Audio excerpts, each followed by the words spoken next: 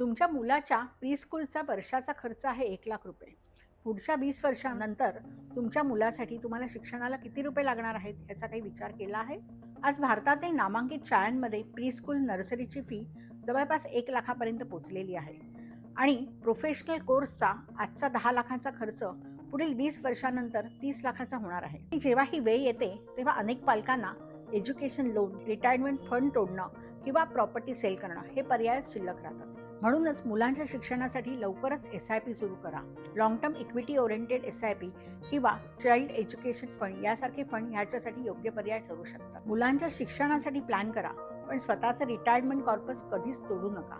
कारण एज्युकेशनसाठी लोन मिळू शकतं, पण रिटायरमेंटसाठी कधीच लोन मिळत नाही. तुमच्या मुलाच्या शिक्षणासाठी भविष्यामध्ये किती फंड्स लागणार आहेत हे जर तुम्हाला जाणून घ्यायचं असेल तर आजच मला चाइल्ड म्हणून कमेंट किंवा DM करा.